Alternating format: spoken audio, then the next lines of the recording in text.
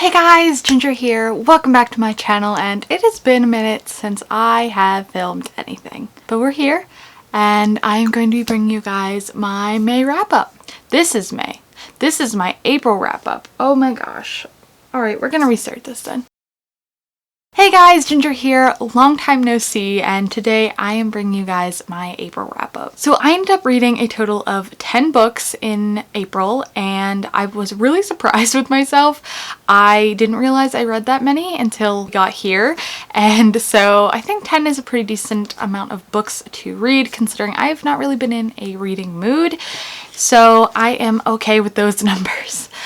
6 of the books were rereads for me, and I did not rate them because I didn't feel it was fair for me to, but the other 4 were books that I did rate, and they were for my OWLs this time around. So I will go ahead and talk about my reread first, since I didn't rate them. I can figure this out. But I did end up reading the first arc of the Warriors series, which I held a read along, and I am very excited that I had a couple friends who I could talk to throughout the month reading them, and it was a really fun time. And honestly, these are what kept me reading and excited to pick up books, and I'm really glad that I read them, and I cannot wait to continue on with the series because I think they're going to keep me reading during this time of low motivation. So that was really fun, and I do want to get a review up for them separately, but we shall see when that happens. And like I said, the other 4 books were for my OWLs.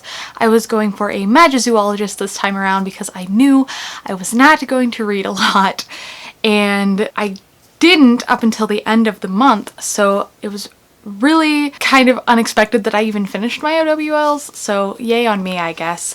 And so that means I can do the news in August, and I'm really hoping that I am in a better reading mood by then. I am kind of in a reading mood right now going into May, but August is far away. So the first one that I read for my OWLs was The Martian by Andy Weir. Yes, I finally got around to this one, and I gave it a 4 out of 5 stars. I really did enjoy it, especially Mark Watney's character. He is very witty and funny, and the tension to find out if he survives this journey he's on is pretty good, but I did only give it a 4 because I just don't think it met the high expectations I had for it, coming from everyone who absolutely adored this book. And there were some parts where, despite the anxious feeling that the book was making you feel, I was having a hard time like wanting to read it, and it felt really slow to me. So because of that, I did end up only giving it a 4, but I still really did enjoy it, and I'm glad that I read it, and I'm really in a sci-fi mood now, so I'm hoping to pick up some more soon. Then I read a thriller, which was Baby Teeth by Zoji Stage. I had received this for review like 2 years ago when it first came out, and I just didn't get around to it at the time, unfortunately, and I finally got around to it. I actually listened to this on audiobook because I was having a really hard time getting into it physically, and I did fly through it on audiobook, but it really didn't live up to my expectations, unfortunately, and I only gave it a 2 out of 5 stars.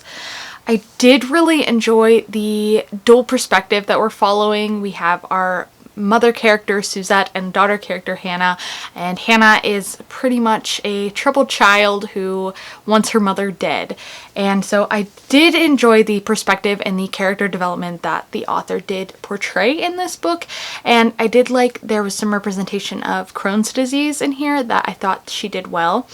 And it also took place in Pittsburgh, which is about 2 hours for me, so that was kind of cool. But overall, I did not like the plot, and so that obviously takes up the majority of this book and thrillers in general, and so because I didn't like that, it wasn't really a fun ride, and there wasn't a lot of tension, and the ending was bleh to me. So because of all of that, I gave it a 2, and although I didn't like it, if you are interested in that kind of thriller where it's a troubled child and more domestic, then maybe you should pick it up, but for me, I wouldn't recommend it just because I didn't enjoy it. And the last 2 books I don't have physically, but I will leave the little cover here. So first we had This Is How You Lose the Time War by, I'm going to butcher this author's name, Amal El-Motar and Max Gladstone. That one's easier. And I honestly only picked this up so I could finish my OWLs.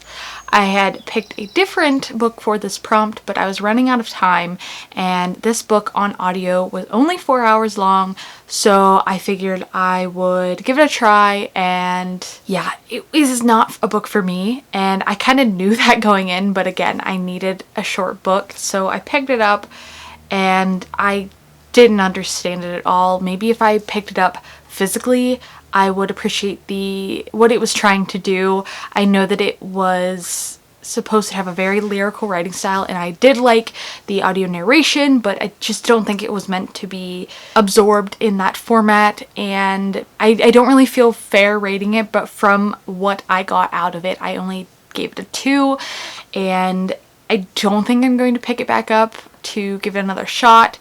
It wasn't a book I was even interested in, but I did read it, and so I know there's plenty of people who really adored this, so I will say to go look at other reviews. Don't listen to mine because I didn't even really understand it that well listening to it on audiobooks. So that is that one. And then the last one I read was Fat Lip by my friend Hannah O'Donnell, and this is a collection of short stories, and it's a very short novel, but it was really fast to get through and I really did enjoy it.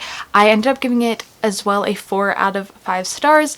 I really liked a few of the stories. I wrote them down in my review. Let me look. Oh, there it is. So my favorite story was This Be the Verse. And that was because it had a very, I don't even know if I can explain this. It had a very deep connection to me because it talks about a mother-daughter relationship and the troubles with that, and that's just something that I can relate to. And there were a few other ones that I really enjoyed, but it is really hard to rate an anthology collection because there's almost no doubt going to be stories you prefer more than others, and I did enjoy the majority of these short stories pretty well, so I decided to settle on a 4 out of 5 stars because it was better than average, but there were a couple stories that just didn't connect me, and that is totally fine. For this being one of Hannah's first published works that she's done on her own, I do really think that it was great, and I'm looking forward to seeing what else she comes out with in the future. And I really think it was bold of her to take her personal stories and make them into a collection, and I really enjoyed reading it. And I'm going to go ahead and link her book down below if you want to check it out. It is only 130-ish pages, so definitely something that if you're looking for a short book story collection to pick up, then you should do that. So those are the books that I read in April. I am very excited to see what May has in store for me. I realize that it is already the 8th of May when I'm filming this, but things were a little topsy-turvy in my life. I was not home for 2 weeks due to Zach being quarantined alone, and so I didn't have any of my equipment or books, and so now that I'm home and getting back into the swing of things, hopefully, fingers crossed, everything can get back to normal. So I hope you guys enjoyed this video. Let me know in the comments below what you guys read in April, and why not? Tell me your favorite book you read in April because I am interested and I want to put some more books on my radar. So thank you guys again for watching. If you like this video, hit that like button, subscribe to my channel, and I will hope to see you all in my next videos.